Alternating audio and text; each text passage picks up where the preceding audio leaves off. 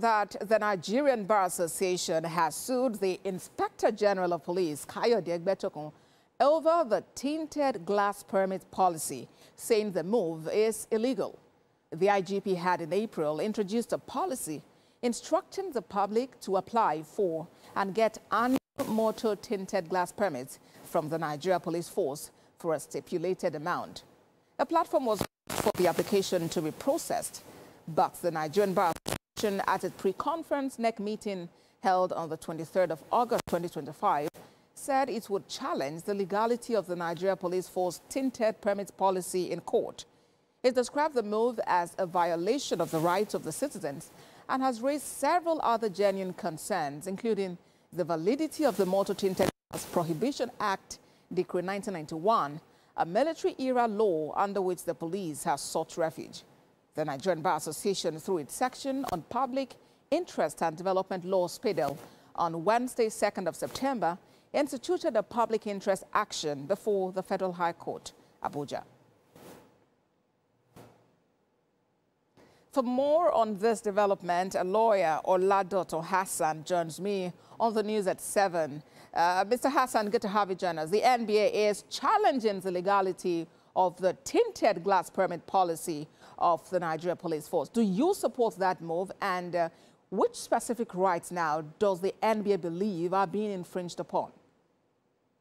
Well, I'm 100% in support of the NBA as a member of the Nigerian Bar Association.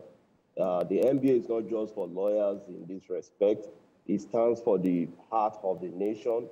And in speaking the mind of the Nigerian populace and in view of what the Office of the Inspector General of Police have issued as regards the tinted permit, to many, it's more of a distraction to the real duties of the Nigerian police force.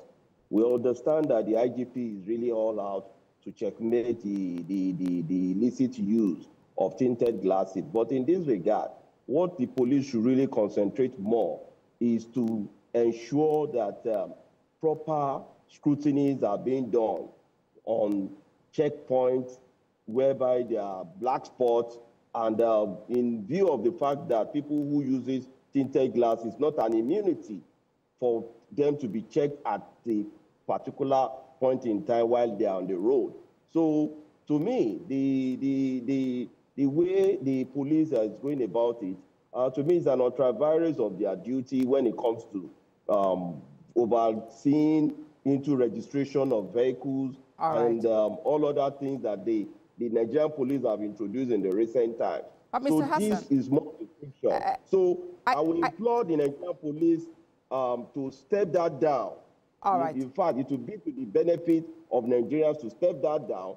And we already have enough regulation in terms of vehicular movement, and FRSC is more informed to regulate everything that has to do with vehicular documents. I hear you, Mr. Hassan. I hear you, Mr. Hassan. But yes, you know, the police is actually basing this decision on the Motor Tinted Glass Prohibition Act 1991 military era.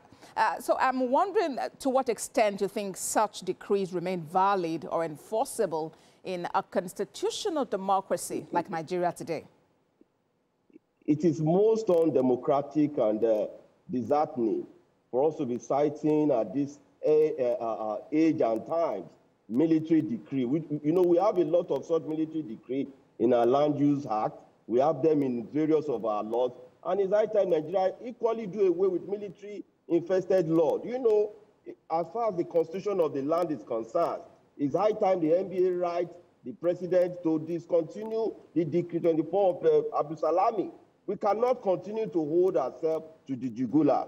So for me, NBA is on the right path, and not just NBA should stand on this. We want to implore all other professional bodies to rise in concert, including both the artisan, everybody, because by the time this gets on board, it's not just for the police to bring it up that on the premise of the military decree law of the multi-tinted glass decree. It's Mr. really Hassan, wrong. I hear you, Mr. Hassan.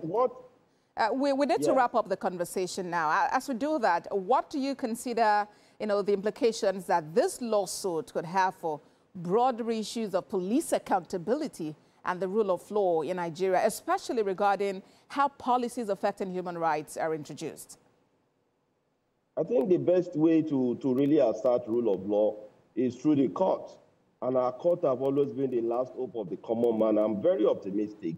The way the NBA has gone about it is in the right direction. And what I want to implore, the Nigerian police should not wait until the court of law begin to impute judgment in that regard, because it will be obnoxious and for a view of such to now be discountenanced by the court, when by reasonable foreseeability,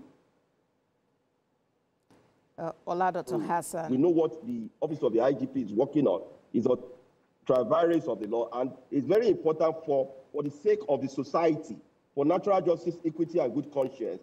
So the law, as far as the Nigerian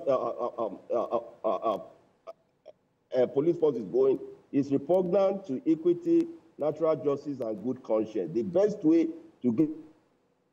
All right, Mr. Hassan, we still have 30 days to the implementation of that policy. Let's wait to